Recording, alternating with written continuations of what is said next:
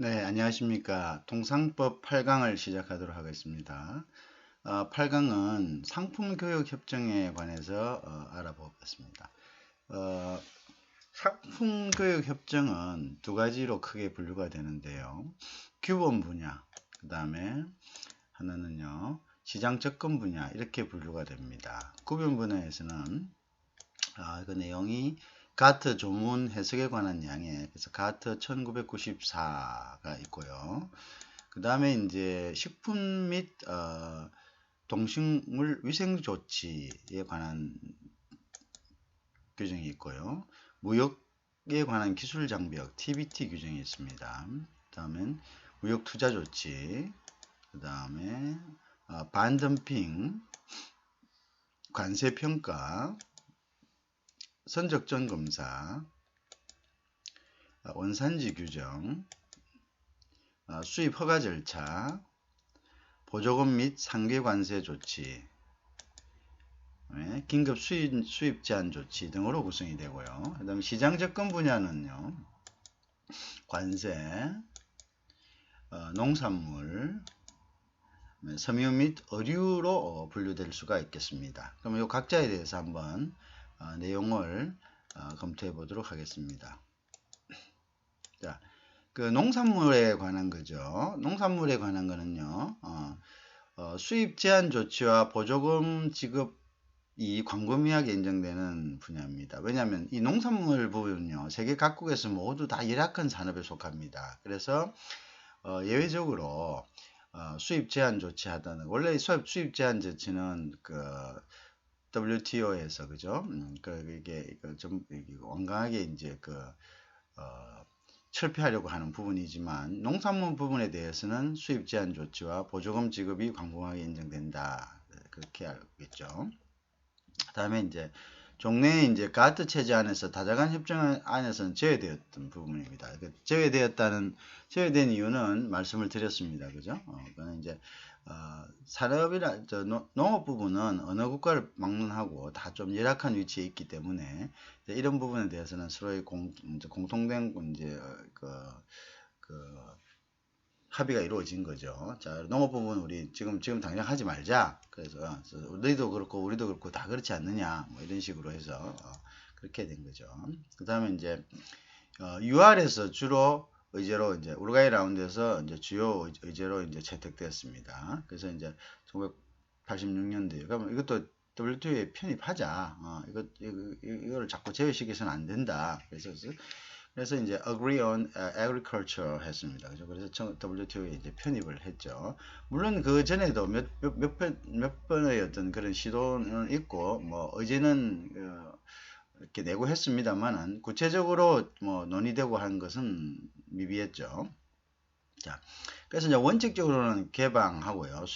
농산물에 대해서 수입 제한, 비관세 조치를, 불허용하죠. 그러나 예외는 인정했죠. 그죠? 나라마다 다 사정이 틀리니까 뭐 농업을 주로 하고 있는 주업을 하고 있는 이런 나라들 같은 경우는 이걸 개방해 버리면 완전히 뭐 나라 전체가 산업 전체가 그냥 붕괴돼 버리죠. 그래서 이게 참 세계화라는 거, 그다음에 자유무역이라는 것 자체가 어떻게 보면은 잘못되면 이게 굉장히 이제 경제 식민지화 될 수 있는 그런 여지들이 많습니다.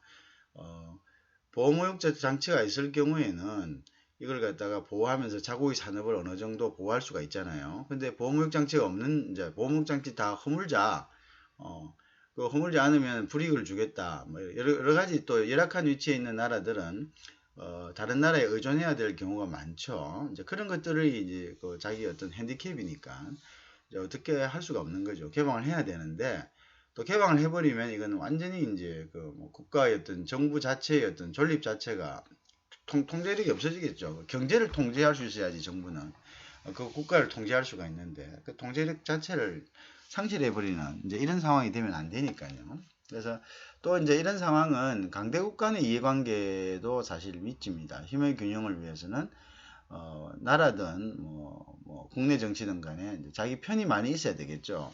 자기 편이 많이 있으려 하니까 예를 들어서 뭐 소련이나 중국이나 뭐 이런 쪽에 대비되는 이제 미국이나 이런 쪽에서는 보다 더 자기의 우방 국가들을 더 많이 만들려 하겠죠, 그죠? 그래서 이제 한쪽으로 쏠리는 것을 방지하기 위해서 독립적으로 이런 나라들은 그냥 우리가 유지를 시켜주자 이렇게 이제 합의가 되는 거죠, 그죠? 그래서 그 예외 규정은 어떤 거냐면요. 비관세 조치를 불허용을 했는데요. 원칙적으로는 예외를 인정했다는 거죠. 과거 3년간 평균 수입량을 초월할 시요. 추가 관세를 부과한다. 자, 그 무슨 말이냐? 어떤 나라에서 과거 3년 동안 수입을 합니다. 그죠? 수입을 딱 하다가 그 다음에 이제 이 수입량을 4년째 되는 해에 초월했다.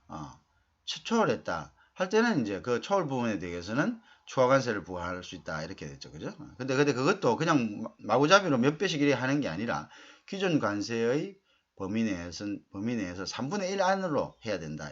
그리고 그 해년도, 넘은 평균 수입량을 초월한 그 해년도만 부과를 하는 거지, 다음 연도에 또 그보다 떨어지면 그게 또 부과할 수 없다. 이런 이야기가 되겠습니다.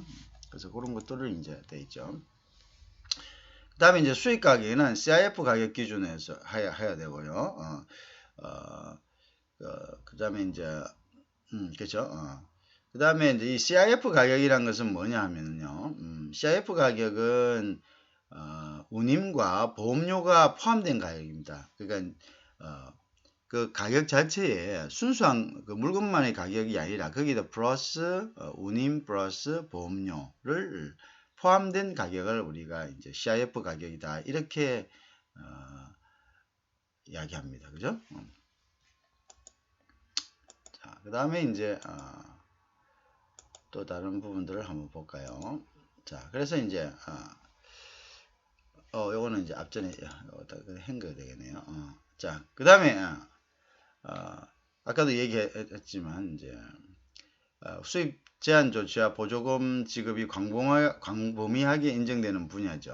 농산물. 우리나라도 이제 농산물 같은 경우에는 subsidies를 보조금을 갖다가 지급할 수 있습니다. 수출할 경우에 이제 그 운임에 대해서, 그죠?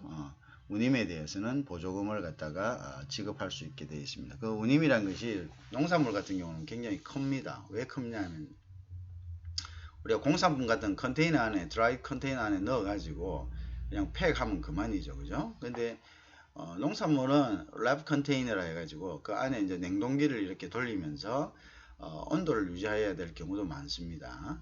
그리고 이제 또 이제 벌크 같은 경우 있죠. 그냥 이렇게 컨테이너화 되지 않고 그냥 이렇게 이제 그냥 배 위에다 갑판에다가 이렇게 실어가는 거, 이제 그런 것들은 굉장히 운임이 비쌉니다. 그래서 이런 경우에 이제 운임을 갖다가 국가에서 보조해 주는 것은 아주 그 경쟁력에 큰 도움이 되겠죠, 그죠? 그래서 이제 어쨌든 간에 농산물 무역 왜곡 효과에 영향을 미치지 않는 범위 내에서 인정한다, 그죠? 그래서 그 두 가지로 이제 나눌 수가 있거든요. 이제 허용이 대상이 뭐 무조건 심의 없이 허용이 되는 대상물이 있고요. 그렇지 않고 이제 이거는 좀 좀 이렇게 고려해 봐야 된다. 이래가서 이제 그 심사 대상이 되는 이제 이런 부분들이 있고 뭐 이렇습니다. 하여튼 가이드라인은 그렇기 때문에 농업 부분에서는 원칙적으로는 불인정은 하지만요. 보조금 부분에 대해서 그 다음에 비과세 장벽을 불인정하지만 예외적인 조항을 두고 있다는 것이죠. 그래서 이것은 또 전통적으로 가트 초기부터 이런 부분에 대해서 농산물 부분에 대해서는 좀 완화되어 있다 이렇게 이제 생각하면 됩니다. 자, 그래서 이제 이외의 국내 보조금과 수출 보조금은 감축 대상 보조금에 해당됩니다. 그죠? 아까 우리가 얘기했지만 수출하는데 필요한 이제 뭐 운임이나 이런 것들은 사실은 이제 지금은 허용하되 조금씩 가면서 어떻게 이것을 갖다가 감축해라, 이런 감축 대상, 그죠? 당연히 보조되는 게 있고 한 번에 이거 딱 끊을 수는 없으니까 서서히 감축하면서 농업 산업에 대한 어떻게 경쟁력을 확보해라, 이런 이제 차원에서 이제 대상 보조금, 감축 대상 보조금 이렇게 나누어져 있습니다. 연차적으로 줄여한 그죠? 그다음에 분쟁 대상이 되거나 또는 이런 그 감축 대상 보조금은요 연차적으로 줄여야 하는 데인데요. 국내 보조금하고 이런 경우는 또는 상계관세의 보조금은 상계관세가 된다는 거죠. 그죠? 상계관세란 것은 얘기했다시피 어떤 수입품이 국내에서 자국 정부로부터 보조금을 받아서 경쟁력을 확보해 가지고 수입국에 와 가지고 수입국의 제품과 같이 경쟁하는 거죠. 그럼 그렇기 때문에 수입국의 제품이 굉장히 불리할 경우가 생기겠죠. 그죠? 그래서 이제 이러한 것들을 갖다가 대해서 상계관세를 부과하는 거죠. 그래서 상계관세는 이제 그런 경우에 부과하는 거고, 그래서 상계관세의 이제 부과 대상이 될 수 있다. 그죠? 자, 그 다음에 이제 여기 한번 다시 보면요. 그 다음에 이제 섬유 및 의류, 죄송합니다. 섬유 및 의류 부분을 이제 한번 다시 보겠습니다. 그래서, 섬유 및 의류 부분은요, 어떤 것들이냐면은, 자,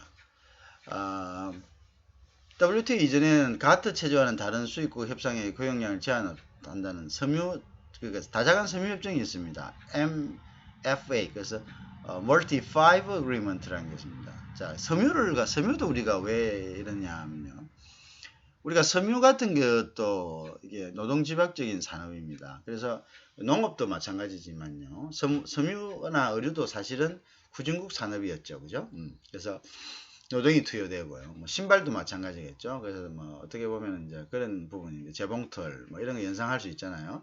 우리가 1970년대 이제 공단에 가면은 이제 어떤 그 옛날에 우리가 그만큼 그 소득 수준이 낮았기 때문에 어린 이제 여공들이 그 공장에 가가지고 봉제를 하는 그런 모습을 우리가 흔히 볼 수가 있었습니다. 그래서 그때 참 와 비교하면 지금은 격세지감으로 너무나 이제 세상이 많이 변했죠. 그죠? 지금은 이제 기회균등, 교육에 대한 기회균등이 굉장히 참 차별 없이 되고, 국가가 또 국민들에게 그 의무교육을 갖다가 실시하고, 하죠. 근데 이제 옛날에는, 그, 육성회비라 해가지고 학교에 갖다 줬어야 됐었어요. 갖다 주면은 이제 그거를 뭐 내지도 못해서 중학교에 곧 초등학교는 이제 초등학교도 의무교육이 그때는 아니었습니다. 그래서 갖고 이제 중학교도 마찬가지로 진학을 못하는 사람들이 한 30% 정도 됐었어요. 그래서 많았습니다, 사실은. 그죠? 그래서 이제 초등학교가 나오면 몇 살이 되죠? 12살이 되죠. 그러면 12살, 13살이 되면은 이제 이 어린 아이들이 집에 지금처럼 이렇게 집에서 어리광 부리고 놀 그럴 여유가 없었죠. 그래서 이제 아이들이 어떠냐면 이제 교육을 받지 못했으니까 조금이라도 집안에 이제 보탬이 돼야 되고요.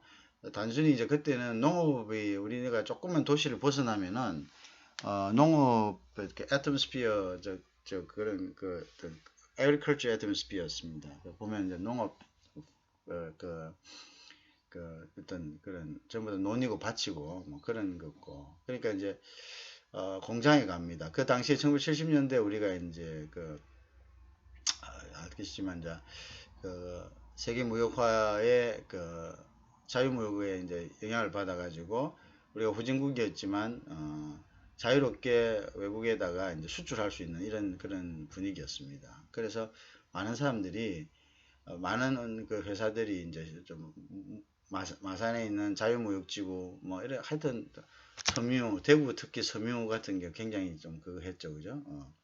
그다음에 조선방직이니 뭐 경남방직이니 뭐 이런 전부 다 섬유 회사들요. 참 굉장했습니다. 그죠? 그래서 이제 어쨌든 간에 그래서 여러분들은 이제 그때 비하면 너무나 복되죠. 사실은요. 지금요. 물론 또 지금 상황이 인류 전체의 복지와 후생이 증가됐기 때문에 뭐 당연한 거라 생각할 수 있지만, 과거의 우리 국민들의 어떤 상황과 생각하면은 정말 옛날에 이제 여러분들이 어머니 세대 정도 이제 경험을 다 하셨을 거예요. 그죠?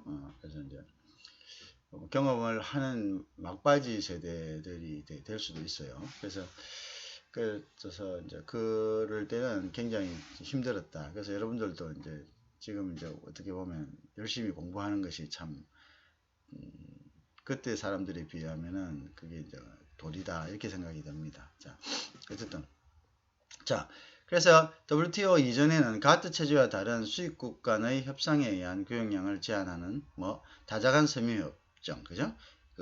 그죠? 수입국 간에 그냥 수입국 간에 이제 협상에 해가지고 그냥 내버려 뒀다 이 말이에요, 그죠? 내버려 뒀다. 너희들끼리 알아서 해라, 그죠? 복수간에 그냥 알았다. 그래서 이제 그러니까 이제 개발도상국의 반발로 개발도상국들이 가트 체제는 신흥, 즉 2차 세계대전 이후에 신흥공업국을 중심으로 짜여졌습니다. 그러다 보니까 아무래도 주체 세력이 신흥공업국이니까 그들만의 리그의 성격이 강했겠죠. 그죠? 그들이 이제 주도하고 그들에게 좀 더 이제 조금 유리한 방향으로 뭐 그걸 뭐 어쩔 수 없는 거죠. 그렇지만 이제 중요한 거는 이게 이제 세계 무역으로 가자라는 이제 그런 하나의 캐치프레이즈를 가지고 있었다는 거죠. 근데 그게 이제 역으로 보면 개발도상국에서는 또 다른 경제 식민지다라는 그런 이슈가 뭐 우리가 뭐 무역 세계 무역화하자 했나 뭐 자유무역하고 싶다 했나 뭐 이런 주장이죠, 그죠? 자유무역하자는 건 다 너희들이 편리해서 했다. 뭐 너희들이 보니까 봐라, 자유무역하자고 전부 개방시켜 놓고 우리는 뭐 절대 우위에 있는 거 아무것도 없는데 비교 우위의 어떤 이론에 의해 가지고 절대 우위 없어도 그 리카드 얘기 들어봐라. 절대 우위 없는 국가도 다 수출한다. 수출해서 먹고 산다. 왜냐하면은 절대 우위를 다 가지고 있다 해도 다 만들지 않는다. 뭐 이런 식의 논리였죠. 자, 그래서 어쨌든 간에 뭐 이렇게 했는데 이것조차도 이제 WTO로 끌어들인 거죠. 복귀하자. 아까 이야기하는 농업도 마찬가지죠. 즉 섬유 부분이라든지 농업 부분이라든지 이런 부분들은 다 후진국가형이었습니다. 그죠? 그랬다. 자, 그런데 이제 WTO로 복귀를 했다. 근데 이제 뭐이 당시에 왜 개발도상국들이 반발한 거는 섬유 및 의류에 대한 반발이기보다는 그죠? 전체적으로 가트 체제에 대한 반발이겠죠. 왜 너희들끼리만 이렇게 유리하게 하고 개발도상국은 일단 그게 주세력이 못 되니까 소위 이야기하는 뭐 추진 세력이 못 되니까 그냥 모든 의사에서 제외되는 이제 그런 거겠죠. 자, 어쨌든 그 불만이 한 50년 정도 누적이 됐다는 이야기겠죠, 그죠? 그래서 이제 그래서 이제 우루과이 라운드는 가트 체제 안에서의 8차 의정서 협정입니다, 그죠? 그래서 WTO로 이제 이런 섬유 관련도 복귀를 시켰습니다, 그죠? 그래서 섬유 및 의류에 관한 일반 협정이라고 해서는 이제 이렇게 만들었습니다, 그죠? 다자간 섬유 협정에서 MFA에서 섬유 및 의류에 관한 일반 협정으로 그죠? 그죠? 그거를 이제 agree on textile and clothings라 해가지고요 추가했습니다. 자, 그래서 이제 이걸 설치하면서 섬유 감시 기구를 TMB, 또 Textile Monitoring Body를 설치를 했습니다. 그죠? 그래서 이제 했고요. 그래 이걸 이제 보는 거죠. 이게 대해서 뭐 관세를 올리는지. 그러니까 이게 어떻게 보면은 뭡니까? 이거 불리하죠, 그죠? 후진국에는 굉장히 불리한 거죠. 당연히 불리한 거죠. 자유롭게 하라. 그럼 자유롭게 하면은 아무래도 기계 생산하고 옛날에 이게 노동 집약적이기 때문에 노동력을 많이 가지고 있는 나라에서 유리했어요, 저임금의. 근데 지금은 이제 막 기계로 찍어내고 뭐 이런 식으로 하니까 자연적, 그죠? 양복 같은 거 예를 들어 보세요, 여러분들. 양복은 대부분 이제 양복점에서 바느질을 해가지고 하는 그런 노동집약적인 그런 거라고 생각했죠. 여러분들 양복점에서 바느질을 하지만 그 바느질 하기 전까지 또 많은 작업들이 또 뭡니까 봉제 공장이나 이런 데서 이루어지잖아요. 와가지고 이제 최종적으로 그 만들어진 산물을 가지고 이제 그 재단사가 양복을 만들죠. 근데 이제 소위 이야기하는 이제 옛날에 한때 이제 본드를 바른 양복들이잖아요. 섬유를 쫙 접착시키는 좋은 이런 이제 화학 제품들이 발견되다 보니까 발명되고 하니까 이제 공장에서 이게 뭐 사람 인력 없이 자연적으로 기계가 돌아가면서 짝짝 찍어내는 거예요, 그죠? 그러니까 이제 그걸 찍어낼 수 있는 기술을 발명한 그런 이제 국가에서는 개방을 해라 이렇게 하겠죠. 그래서 이제 그거마저도 주워 먹겠다 이런 이제 태도로 보이니까. 이제 작은 나라에서는 그에 대한 반발을 가질 수밖에 없겠죠. 자, 그렇다. 그래서 이제 이런 것들 자유로운 섬유에 대해서 혹시 무슨 비관세를 올리지 않는가를 또 감시하는 기구까지 만들었다는 거죠. 그래서 협정 품목의 51%를 자유화를 했다. 51% 자유해야 네가 협정을 했다. 100개를 협정했다. 뭐 많지 않습니까? 양복, 무슨 여러 가지 캐주얼복, 스포츠복 이런 게 있을 거 아닙니까? 그래서 그런 것들 아이템 중에 적어도 협정한 것 중에 적어도 51개는 50%가 넘는 것은 자유화를 하자. 너희가 꼭 필요한 것만 하고 만약 그거 하자 이렇게 하죠. 그렇게 이제 자, 또 한번 볼까요? 그 다음에 이제 섬유 및 의류에 보면요. 관세를 인하하고 당연히 비관세 장벽을 철폐하고 당연하죠. 통관 절차를 간소화하고 시장 접근을 접근할 수 있도록 현실화해라. 그죠? 유통에서 예를 들어서 야, 너 사지 마라. 그건 안 된다든지 유통 이렇게 하면 유통이 안 되겠죠. 그죠? 그래서 이제 이런 것도 전부 다 제도화 시켜야 된다. 그죠? 국경을 통과할 때만 압력을 주는 게 아니고 통과해갖고 유통할 때도 유통업체들을 갖다가 외국계 그 상품을 취급하는 데 대해서는 세율을 더 높여가지고 법인세를 매긴다든가 이런 식으로 해버리면 다 앞에 비관세 장벽이나 관세 인하나 이런 효과들이 전혀 없어지겠죠, 그죠? 그 다음에 이제 반덤핑, 그죠? 덤핑에 대해서 이제 다시 반덤핑 관세를 갖다가 부여하거나 보조금 및 상계관세, 지적재산금 공정하게 운영할 의무를 부과했다. 그죠? 그죠? 그래서 상계관세 보조금이다 했다. 보조금이 대놓고 보조금 그냥 때려버리고 보조금이다 해가지고 그냥 상계관세를 갖다가 부과해버리고 지적재산권 하나 들어온 거 딱 보고 있다가 우리나라 같은 경우는 뭐죠? 동대문 같은 데 가서 그냥 그대로 카피해가지고 내버리고 이렇게 하는 경우가 있었다 이거죠. 그렇게 하면 이제 그건 안 된다. 그러면 뭐냐 이거 나오면 똑같은 그 찍어가지고 나오면 날개도친들 유행하고 그리고 오리지널은 거의 팔리지도 않고 나중에는 이게 오리지널인지 아닌지도 모르고 그런 경우 많죠. 가방도 그렇고 여러 가지 많지 않습니까? 액세서리 같은 거 그죠? 그런 것이 사회한 지적재산권을 침해한 경우가 되겠죠. 자, 그런 것들에 대해서도 이제 강하게 규제를 하고 있다. 이런 것들을 이제 알 수 있습니다. 자, 그다음에 식품 및 동식물 검역 조치에 관해서 알아봅니다. 자, 식품 및 동식물 검역 조치란 거는요. 식품을 수입하거나 동물이나 식물 같은 게 들어올 때는 국민들이 이거 잘못 먹으면 안 되잖아요. 먹는 거니까. 그러니까 이거는 가트 원 오리지널 그 프로토콜이 있죠. 거기에서는 의정서에는 1947에는 가트 의무의 일반적인 예외로 인정되어 왔습니다. 그죠? 일반적인 예외, 일반적으로 예외를 따라서 각국은 자의적으로 검역조치를 운영하면서 무역장벽으로 작용을 했습니다. 자, 검역조치. 식품 대부분 어디서 만듭니까? 식품 자기 나라에서 만들죠. 우리도 여기 나가보세요. 식품 만드는 회사들이 얼마나 많습니까? 우리가 다른 이야기로 한번 생각해 보죠. 식당을 생각해 보죠. 식당. 우리가 대부분 이 요식업에 종사하는 사람들이 엄청나게 많습니다. 근데 요식업에 종사하는 조금만 눈만 돌리면 다 식당인데요. 근데 이게 이제 외국계가 이런 부분을 외국계가 들어와서 이제 잠식한다 생각해 보세요. 그러면은 완전히 그냥 무너지겠죠. 경제 그 자체가 그죠. 그래서 이제 이런 것들은 그 국민들이 많은 부분이 종사하는 서비스업이죠. 이런 부분들에 대한 것은 어느 정도 예외를 인정해 가지고 비관세 장벽으로 해서 보호무역을 갖다가 그냥 눈 감아 주고 있었습니다. 가트 1947에서는요. 근데 이게 이제 먹거리를 생산하는 기업들, 그래서 글로벌 기업들이 성장하면서 이거 되나? 우리가 팔아야 되는데 많죠, 그죠? 어떻습니까? 많죠. 우리나라에 들어와 있는 음식 프랜차이즈들, 그죠? 이런 것들이 다 거기 속하겠죠. 이 사람들이 이제 빵 들여오고 패티 들여오고 커피 들여오고 이렇게 쭉쭉쭉 원료들 들여오고 이렇게 할 때 여기 이제 지금까지 이제 인정할 까다로워서는 안 되니까 이걸 갖다 또 철폐해라 이렇게 나온 거죠. 무역장벽 철폐해라.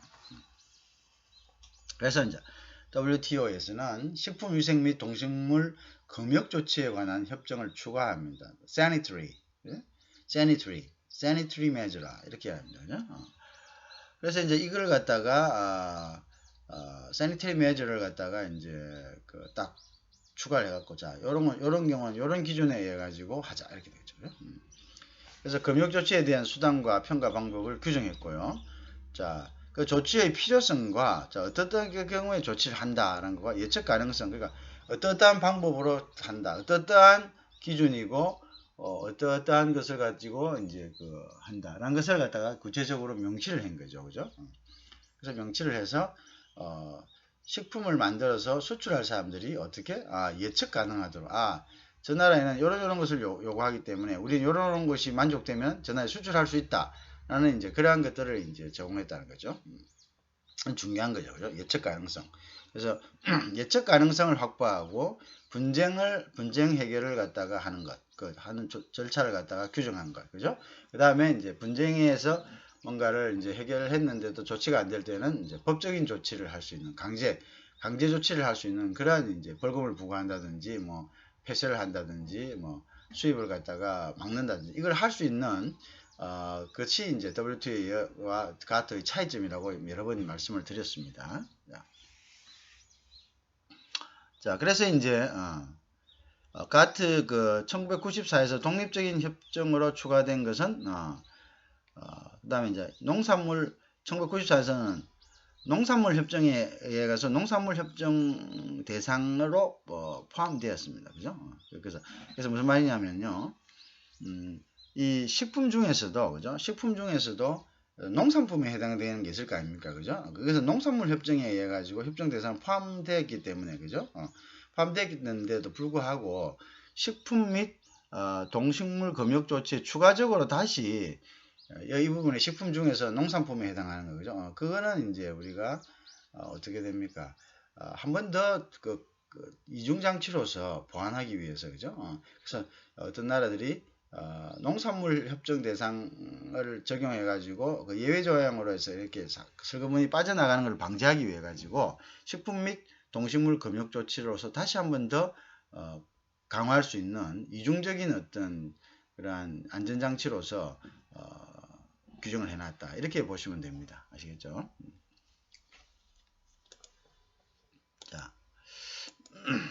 자, 그 다음에 또 보면요.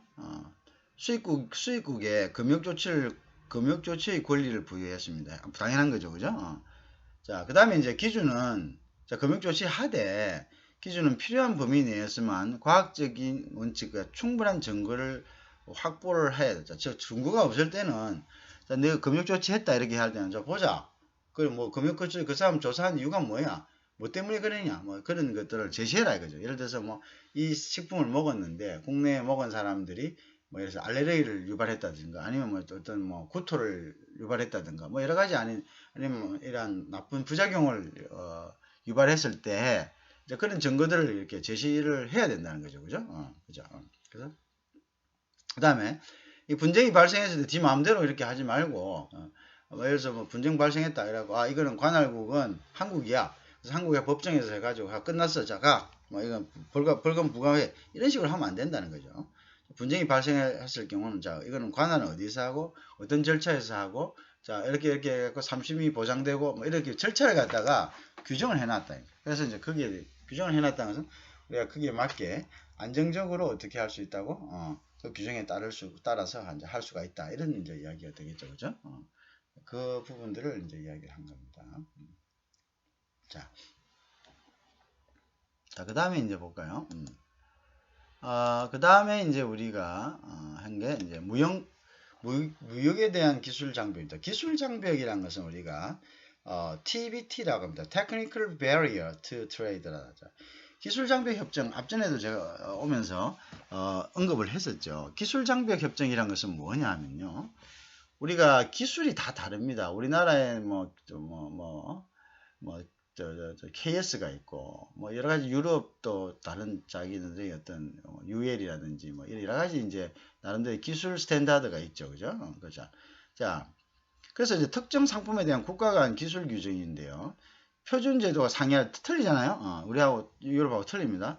자, 국가 간이 그럼 틀리는데 우리나라에 KS 받았다 해서 유럽에 수출하면 우리 KS 다 받았습니다. 그래서 우리나라 자체 다 통과했습니다. 이렇게 할 수 있냐? 이렇게 할 수 없다는 거죠, 그죠? 왜? 왜냐면 그 나라는 그 나라의 나름대로 기준이 있는 거죠. 근데 이 기준이 높아버리면은 이 기준이 높거나 아니면 뭐 이 기준이 모호하거나 이게 그 투명성이 없어버리면은 어떻게 되죠? 그게 하나의 비과세 장벽이 되죠. 안 된다 하면 그만인 거예요. 그 나라에서. 그러면 이제 이렇게 안 된다 해가지고 막으면 되냐? 안 된다. 이런 식으로 하지 말자. 그래서 이런 것들도 명확하게 하자. 그죠? 그래서 이게 이제 1970년도에 동경 라운드에서 언급이 되었습니다. 그렇지만 적용 및 관할 범위 모호성 그죠? 모호하죠. 모호해서 UR에서 다시 타결한 거죠. 그죠? 자, 합법적인 목적 외에 필요성 규제에서는 안 된다는 다자감죠. 이런 것도 보면은 이제 굉장히 이제 그 우리가 전기 제품 같은 경우 이렇게 해서 뭐 쇼크를 일으킬 수 있는 거, 그죠? 전기 충격을 일으킬 수 있는, 일렉트릭 샥을 일으킬 수 있는 이런 것들을 제외하고는 이런 것들은 굉장히 중요하죠. 뭐 함부로 해가지고 사람이 다치면 안 되니까요. 그래서 이제 합법적인 목적 외에는 이렇게 필요 이상으로 규제하지 말자. 물론 이게 중요하지만 그냥 그걸 자의적으로 한다거나 이렇게 하면은 후진국 제품은 전혀 수출이 될 수 없지 않느냐. 그런 거죠. 그런 거에 대해서 우리가 장벽을 허물자라고 하는 것을 이제 의미하는 것이 되겠죠. 자, 그 부분이 이제 기술 장벽에 관한 부분이고요. 자, 그 다음 이제 무역 관련 투자 조치에 관한 부분입니다. 그래서, 죄송해요. 무역 관련 투자 조치에 관한 것은, 그래서 이제, TRIMS, Trade Related Investment Measures. 그러니까, 자, 무역과 관련된 투자 조치다. 이렇게 투자 조치 협정 우리는 뭐 줄여서 이렇게 이야기합니다. 그래서 이제 외국인 투자할 경우에 수용국이 어떻게 그걸 규제하거나 아니면 유인 조치에 관한 거. 자, 외국인 투자를 한다. 자, 그걸 이제 FDI라 이제 Foreign Direct Investment라고 합니다. FTA가 아니고요. 그래서 Free Trade Agreement가 아니라 FDI, Foreign Direct Investment라고 해서 외국인 투자라고 하는데요. 외국인 투자를 하는 경우에 이제 이렇게 하는 거죠. 자, 예를 들어서 뭐 외국인 투자를 제한하는 경우가 있겠죠. 자, 너희들은 외국인 우리나라에 투자해도 51%의 지분 이상을 가질 수 없다. 51%라는 것은 무엇을 의미합니까? 의사결정 가이드라인이죠. 그죠?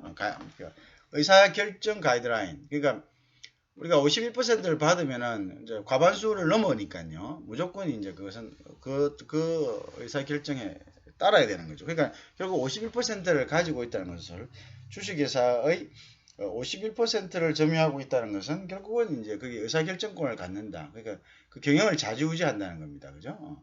자, 이걸 갖지 못하도록 규제하는 경우도 있겠죠. 중국 같은 경우는 아직 그렇죠. 그 다음에 이제 투자도 마찬가지겠죠. 너 투자하려면 독립 투자는 안 된다. 예를 들어서.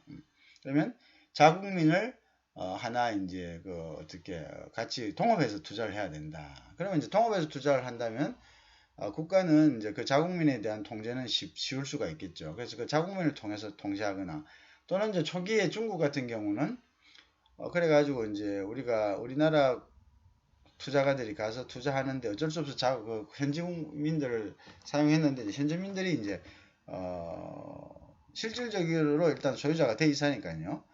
소유권을 인정 예를 들어서 이제 주식도 소유를 해야 되지 않습니까? 그래서 이제 그걸 뭐 회사 자체를 이렇게 이제 근데 뭐 실질적인 대표는 자국민이 되어야 된다. 뭐 이런 규정을 두면은 어떻게 됩니까? 그게 되겠죠. 그런 규정을 두어버리면 어떻게 되나요? 그러면은 꼼짝없이 이제 그 현지인이 모든 걸 좌지우지 해가지고 결국은 이제 어떻게 됩니까? 회사가 통째로 현지인에게 넘어가 버리고 또 현지 정부는 그것을 그냥 방관하거나 아니면 그 편을 들어버리고 뭐 이래 되니까 이게 뭐 투자가 됩니까? 투자가 안 되죠.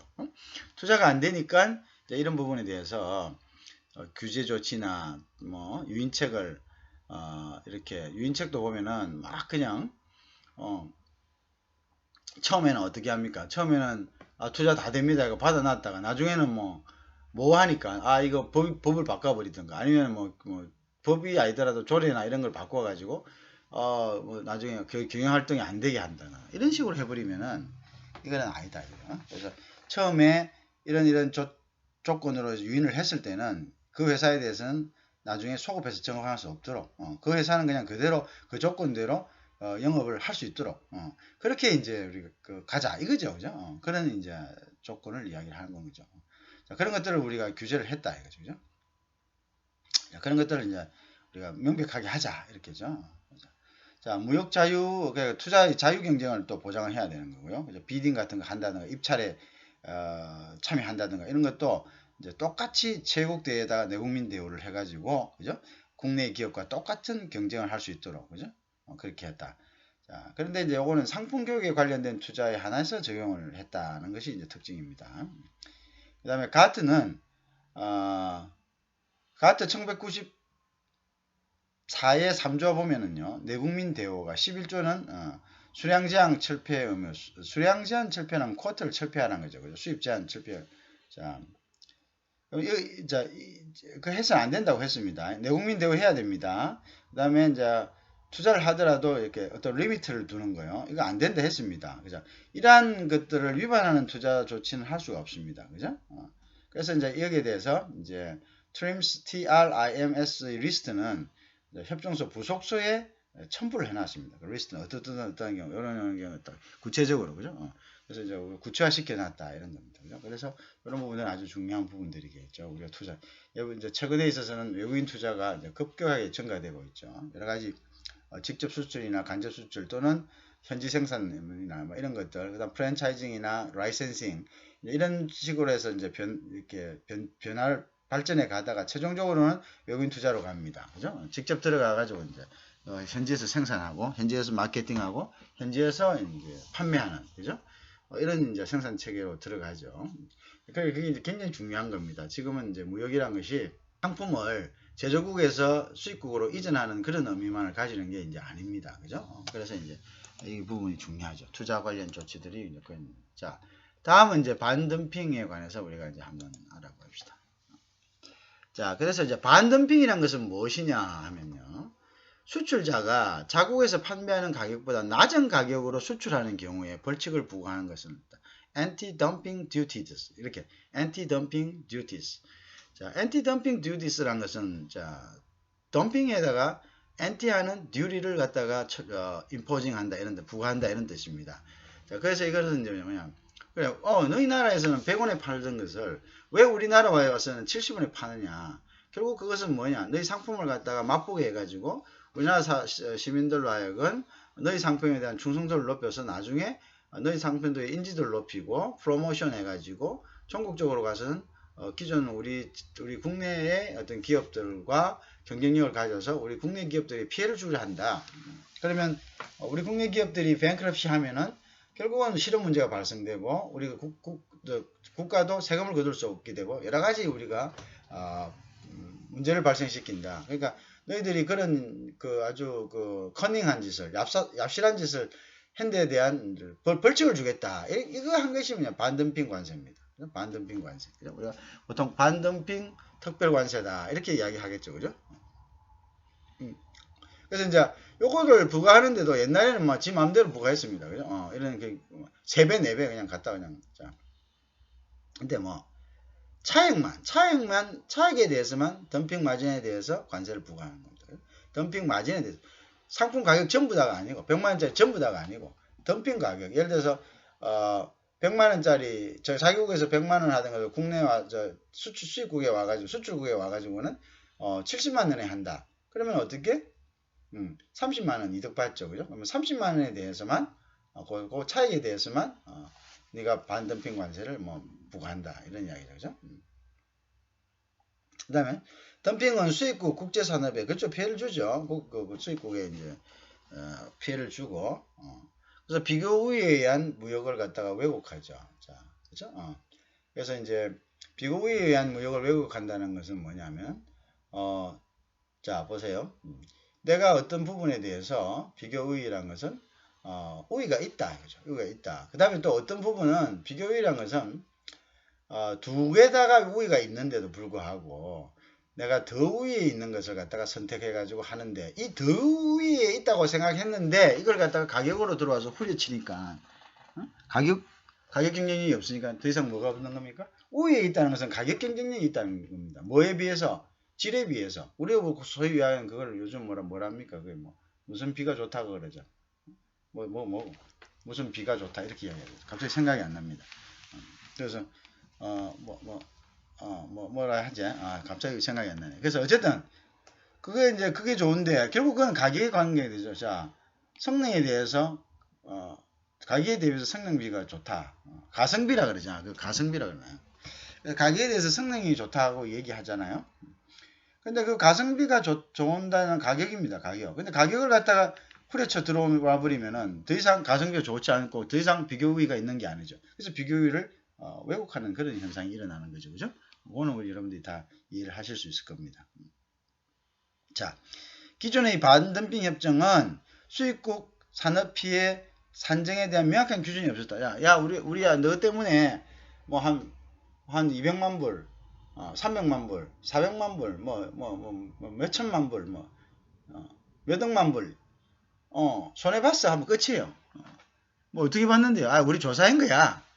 뭐 알 거 없어 그런 거는. 손해봤다는데 뭐 말이 많아. 뭐 이렇게 하면 할 말이 없는 거예요. 수출하지 말고 쫄딱 망하는 거죠. 지금까지 벌은 거 뭐 손해 그렇게 봤다는데 지금 버는 거 몇 배를 그냥 부과해버리면 그냥 거의 뭐 폭망하는 거죠. 그죠? 그래서 이제 수입국의 피해 규모를 자의적으로 계산해서 수입 규제 방법으로 사용하는 폐해가 있었습니다. 그죠? 이런 것을 이제 어떻게? 그렇게 하지 말고요. 우리 반덤핑 좋습니다. 우리 비관세 했으면 자, 일단 시장 조사하는데도 같이 참여하고 가해국을. 그죠? 부과 대상이 되는 그런 상품을 만든 사람들. 자, 당사자를 참여시키고, 그 다음에 계산 산정도 합리적인 방법을 하고, 그 다음에 이거에 대한 구제 절차도 마련해놔서, 자, 네가 있나? 그러면 이런 절차에 따라서 이의 제기해라. 법적 소송해라. 이런 것들도 이제 명확하게 해놨다는 거죠, 그죠? 자, 그 다음에 이제 그래서 이제 WTO 반덤핑 협정은 어떤 내용으로 구성되어 있냐면요. 판정 기준, 뭐 어떤 경우는 반덤핑이라는 판정 기준을 명문화한 거예요.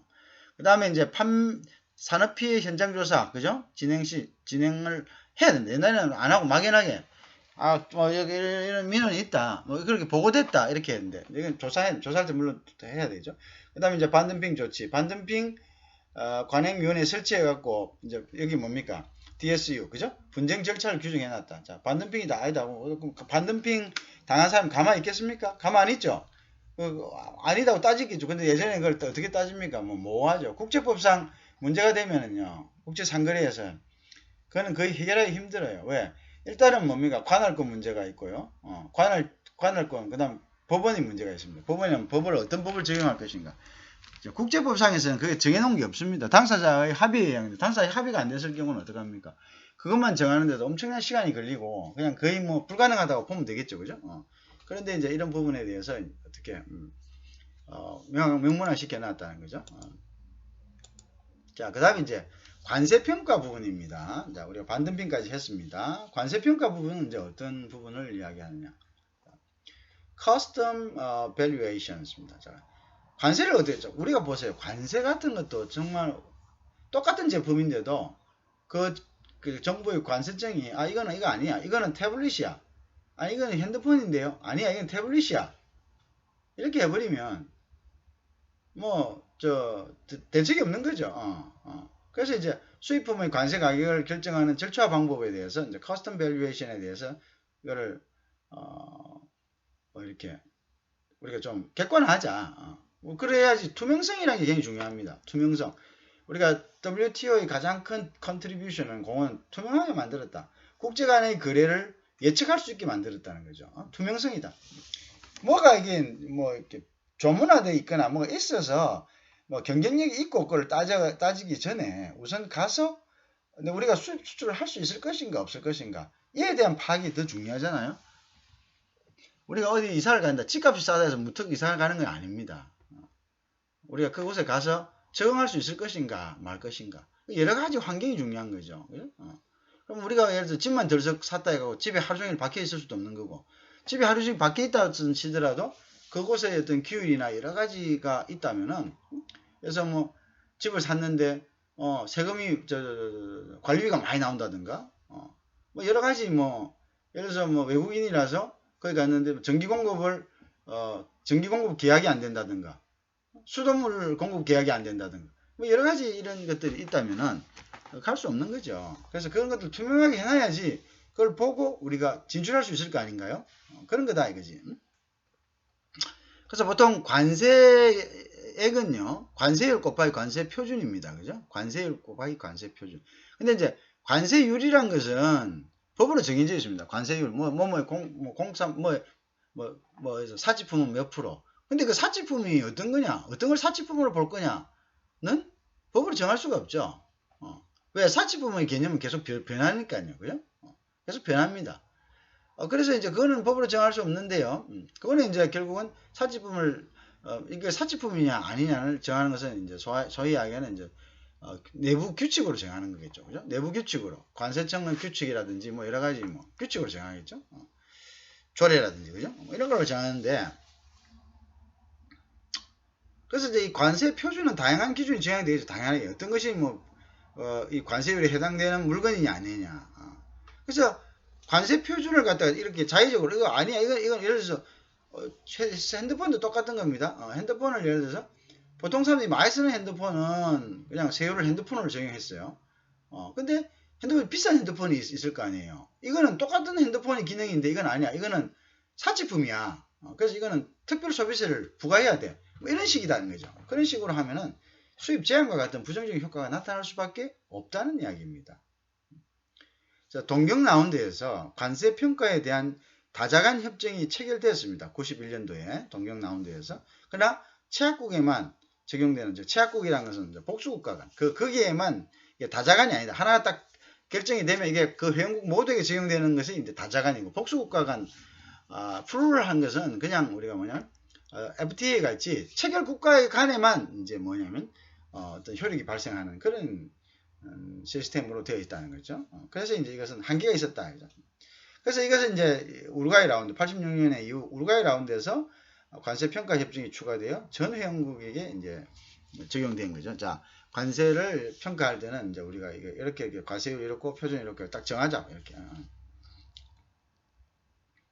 자, 그래서 WTO에서는 수입품의 과세 가격은 자 과세 표준을 과세 가격입니다. 과세 가격은 거래 가격으로 결정한다. 거래 가격. 자, 이것이 얼마에 당신이 팔았는가는 거래 가격으로 결정한다. 그죠?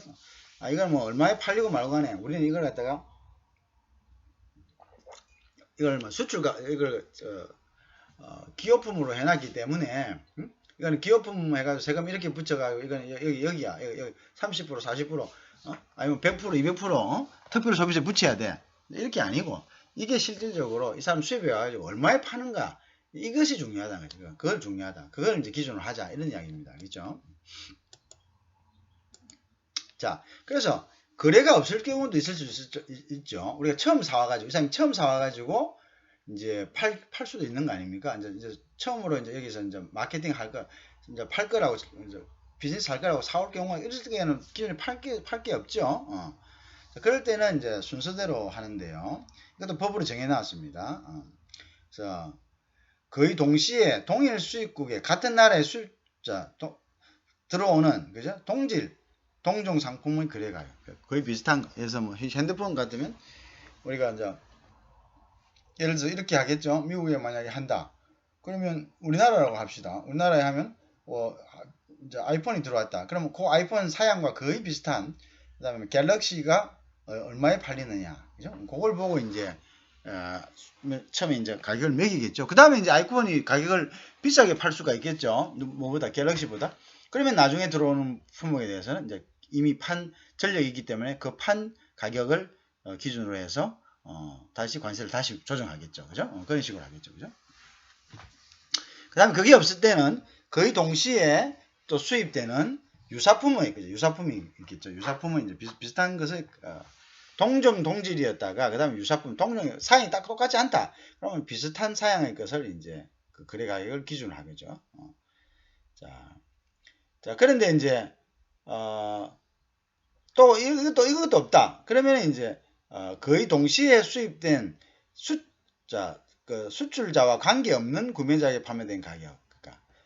그러니까 우리 말고 다른 사람, 내가 판 게 아니고 같은 물건인데 거의 동시에 수입돼서 다른 사람이 다른 루트로 팔 경우도 있죠. 다른 사람이 다른 루트로 팔 경우가 있습니다. 그죠? 왜냐하면 이제 한 물건을 여러 대리점에서 팔 수가 있잖아요. 그죠? 뭐 아이폰 대리점이다. 그럼 아이폰 대리점이 나는 이제 이걸 수입 대리점 받아가지고 난 이걸 이제 여기서 한국에서 팔 거라고 가져왔는데 나 말고 아이폰을 다 판매하는 다른 대리점에서 그쵸? 같은 이야기죠. 그죠? 그 사람들이 이제 가격이죠. 그죠? 그 사람들이 나와는 관계 없어요. 내가 왜 관계 없어야 됩니까? 내가 관계했다는 것은 내가 이제 그 판 사람하고 이렇게 뭐 입을 맞춰 가지고 야 이거 100만 원이지만 네가 구입한 건 50만 원으로 구입했다 해라. 그래 내가 나중에 세관에 싸게 신고를 해서 내가 그 세금을 좀 줄일 수 있다. 이렇게 할 수 있기 때문에 나하고 관계 없는 사람에게 파는 것은 그건 객관적이지 않습니까? 그죠? 다른 사람들이 판 거는. 그래서 이제 그것을 그다음 그것도 없다. 아무것도 없다. 내가 최초다. 그리고 이거는 이 상품은 거의 뭐 이런 유사한 상품도 없고 내가 이걸 처음으로 판다. 그러면 이제 제조원가를 기초로 해서 선정을 한다. 이렇게 이제 관세평가협정 1조하고 6조에 이제 이렇게 이제 규정이 되어 있습니다. WTO 관세청구에. 무슨 말 이해하시겠죠?